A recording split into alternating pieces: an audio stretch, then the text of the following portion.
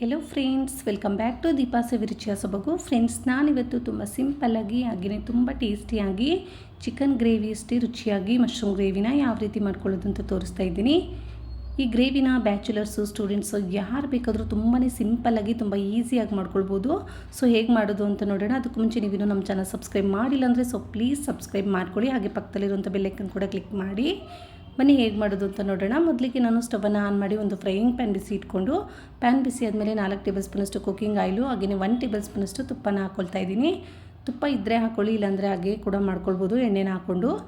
So ತುಪ್ಪ ಚೆನ್ನಾಗಿ ಕರಗಿದ ನಂತರ 2 ಚಕ್ಕೆ ಪೀಸಸ್ ಹಾಕ್ಕೊಳ್ತಾ ಇದ್ದೀನಿ. ಹಾಗೆಯೇ 1 ಏಲಕ್ಕಿ, 1 ಪಲಾವ್ ಎಲೆನ ಈ ರೀತಿ ಕಟ್ ಮಾಡಿ ಹಾಕ್ಕೊಳ್ತಾ ಇದ್ದೀನಿ. ಹಾಗೆಯೇ 1/4 ಟೇಬಲ್ ಸ್ಪೂನಷ್ಟು ಜೀರಿಗೆ, ಸ್ವಲ್ಪ ಕಸೂರಿ ಮೆಥಿ ಕೂಡ ಹಾಕ್ಕೊಂಡು ಸ್ವಲ್ಪ ಲೈಟಾಗಿ ಈ ಮಸಾಲೆನ ಚೆನ್ನಾಗಿ ರೀತಿ ಫ್ರೈ ಮಾಡ್ಕೋಬೇಕು.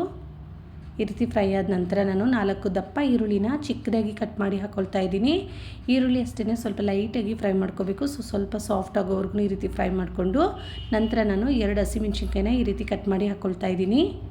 ಹಸಿಮೆಣ್ಸಿನ್ಕಾಯಿನ ಹಾಕ್ಕೊಂಡು ಈ ರೀತಿ ಚೆನ್ನಾಗಿ ಫ್ರೈ ಮಾಡ್ಕೋಬೇಕು. ಈರುಳ್ಳಿ ಸ್ವಲ್ಪ ಸಾಫ್ಟಾಗಿ ಕಲರ್ ಚೇಂಜ್ ಆಗಬೇಕು. ಸೊ ಅಲ್ಲಿವರೆಗೂ ಈ ರೀತಿ ಚೆನ್ನಾಗಿ ಫ್ರೈ ಮಾಡಿಕೊಂಡು 1 ಟೇಬಲ್ ಸ್ಪೂನಷ್ಟು ಶುಂಠಿ ಬೆಳ್ಳುಳ್ಳಿ ಪೇಸ್ಟನ್ನು ಹಾಕ್ಕೊಳ್ತಾ ಇದ್ದೀನಿ. ಶುಂಠಿ ಬೆಳ್ಳುಳ್ಳಿ ಕೂಡ ಹಸಿ ವಾಸನೆ ಹೋಗೋವರೆಗೂ ಚೆನ್ನಾಗಿ ರೀತಿ ಫ್ರೈ ಮಾಡ್ಕೋಬೇಕು. ಈ ರೀತಿ ಚೆನ್ನಾಗಿ ಫ್ರೈ ಆದ ನಂತರ ನಾನು 2 ದಪ್ಪ ಟೊಮೊಟೊನ ಚಿಕ್ಕದಾಗಿ ಕಟ್ ಮಾಡಿ ಹಾಕ್ಕೊಳ್ತಾ ಇದ್ದೀನಿ.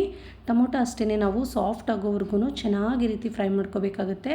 ಟೊಮೊಟೊ ಚೆನ್ನಾಗಿ ಸಾಫ್ಟ್ ಆದ್ರೇ ನಮಗೆ ಗ್ರೇವಿ ತಿಕ್ಕಾಗಿ ಟೇಸ್ಟಿಯಾಗಿ ಬರೋದು. ಸೊ ಆದಷ್ಟು ಟೊಮೊಟೊ ಸಾಫ್ಟ್ ಆಗೋವರೆಗೂ ಚೆನ್ನಾಗಿ ಫ್ರೈ ಮಾಡಿ ನಂತರ ನಾನು 3 ಪ್ಯಾಕೆಟ್ ಮಶ್ರೂಮನ್ನು ನೀಟಾಗಿ ಕ್ಲೀನ್ ಮಾಡಿಕೊಂಡು ಮೇಲೆ ಇರೋಂಥ ಒಂದು ಲೇಯರ್ನ ತೆಗೆದುಬಿಟ್ಟು ಈ ರೀತಿ ಕಟ್ ಮಾಡಿ ಹಾಕ್ಕೊಳ್ತಾ ಇದ್ದೀನಿ.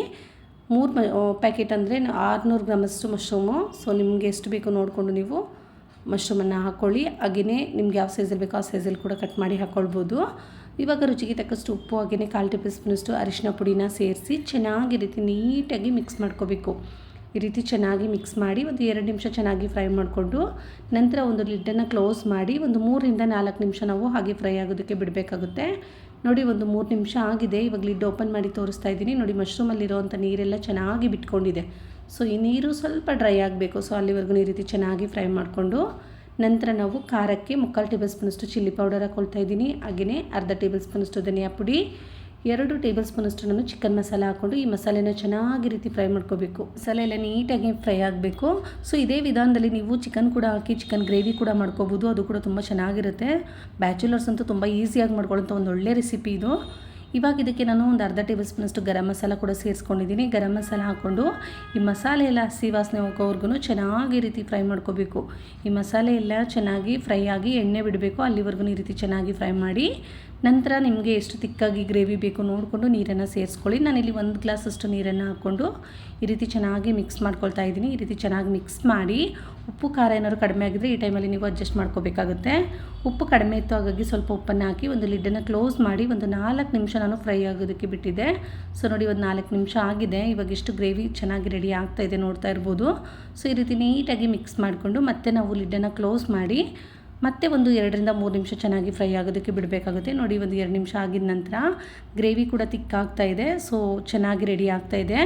ಇವಾಗ ಒಂದು ಸಲ ಈ ಥರ ನೀಟಾಗಿ ಮಿಕ್ಸ್ ಮಾಡಿ ನಮಗೆ ಎಷ್ಟು ಗಟ್ಟಿಯಾಗಿ ಗ್ರೇವಿ ಬೇಕೋ ಅಲ್ಲಿವರೆಗೂ ನಾವು ಇದನ್ನು ಚೆನ್ನಾಗಿ ಫ್ರೈ ಮಾಡ್ಕೋಬೇಕಾಗುತ್ತೆ. ಈ ರೀತಿ ಚೆನ್ನಾಗಿ ಫ್ರೈ ಮಾಡಿಕೊಂಡು ಸ್ವಲ್ಪ ಕೊತ್ತಂಬರಿ ಸೊಪ್ಪನ್ನು ಚಿಕ್ಕದಾಗಿ ಕಟ್ ಮಾಡಿ ಹಾಕ್ಕೊಳ್ತಾ ಇದ್ದೀನಿ. ಕೊತ್ತಂಬರಿ ಸೊಪ್ಪನ್ನು ಹಾಕ್ಕೊಂಡು ಒಂದು ಸಲ ಈ ಥರ ನೀಟಾಗಿ ಮಿಕ್ಸ್ ಮಾಡಬೇಕು. ಈ ರೀತಿ ಚೆನ್ನಾಗಿ ಮಿಕ್ಸ್ ಮಾಡ್ಕೊಂಡ್ಬಿಟ್ರೆ ಸಾಕು, ನಮಗೆ ಟೇಸ್ಟಿಯಾಗಿರೋಂಥ ಚಿಕನ್ ಗ್ರೇವಿ ಅಷ್ಟೇ ರುಚಿಯಾಗಿರೋ ಮಶ್ರೂಮ್ ಗ್ರೇವಿ ರೆಡಿ ಆಗಿಬಿಡುತ್ತೆ. ಇದನ್ನು ನೀವು ದೋಸೆ, ಪೂರಿ, ಚಪಾತಿ, ಪರೋಟ, ಹಾಗೆಯೇ ghee rice, jeera rice, plain rice, ಕುಷ್ಕ ಜೊತೆ ಕೂಡ ನೀವು ಸರ್ವ್ ಮಾಡ್ಬೋದು. ತುಂಬಾ ಚೆನ್ನಾಗಿರುತ್ತೆ. ಸೊ ಮಿಸ್ ಮಾಡ್ದೇ ಒಂದು ಸಲ ಈ ವಿಧಾನದಲ್ಲಿ ನೀವು ಮಶ್ರೂಮ್ ಗ್ರೇವಿನ ಮಾಡಿ ನೋಡಿ. ನಿಮಗೆ ಹೇಗೆ ಬಂತು ಅಂತ ನನಗೆ ಮರೆದೇನೆ ಕಮೆಂಟ್ ಮಾಡಿ. ಹಾಗೆಯೇ ವಿಡಿಯೋ ಇಷ್ಟ ಆಗಿದ್ದರೆ ಲೈಕ್ ಮಾಡಿ, ಆದಷ್ಟು ನಿಮ್ಮ ಫ್ಯಾಮಿಲಿ ಫ್ರೆಂಡ್ಸ್ಗೂ ಶೇರ್ ಮಾಡಿ. ಇನ್ನೂ ನಮ್ಮ ಚಾನಲ್ ಸಬ್ಸ್ಕ್ರೈಬ್ ಮಾಡಿಲ್ವಾ? ಸೊ ಪ್ಲೀಸ್ ಸಬ್ಸ್ಕ್ರೈಬ್ ಮಾಡಿ. Thank you for watching. Bye bye.